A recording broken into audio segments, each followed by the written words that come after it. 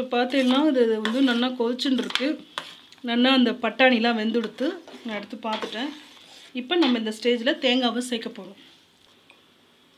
இப்போ தேங்காவை போடுறோம்.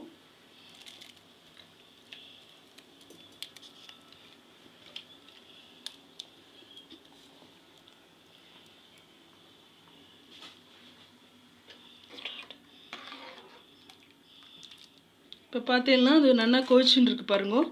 கொதிக்கலை, அதாவது தேங்காவை நல்லா ஃபுல்லாக விட்டுட்டேன். கலரே நல்லா மாறி இருக்குது பாருங்க.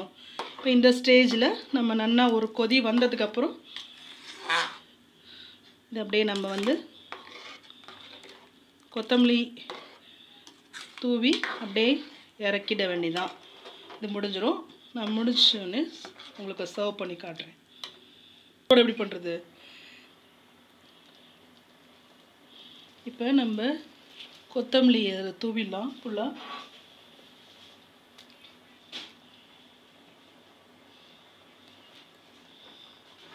நல்லா கொதிக்க ஒரு கொத்தமல்லி தூவினதுக்கப்புறம் ரொம்ப கொதிக்கக்கூடாது. லைட்டாக ஒரு இது கலரி விட்டுட்டு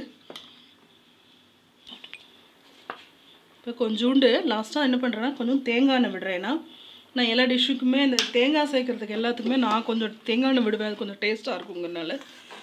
அது ஆப்ஷனல் தான், வேணும்னா நீங்கள் விட்டுக்கலாம், இல்லைனா விட்டுடலாம்.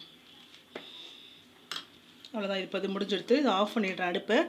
இதோ இன்னும் கொஞ்சம் நாய் ஆறினவுன்னு உங்களுக்கு நான் கொஞ்சம் பவுலில் வச்சு சர்வ் பண்ணி காட்டுறேன்.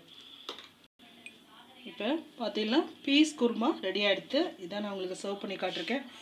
நீங்களும் உங்கள் ஆற்றுல ட்ரை பண்ணுங்க. எப்படி இருந்துன்னு கமெண்ட் பண்ணுங்க. செஞ்சு பார்த்தது டேஸ்ட் கரெக்டாக வந்ததான்னு சொல்லுங்க. ஷேர் பண்ணுங்க, லைக் பண்ணுங்க. தேங்க்யூ.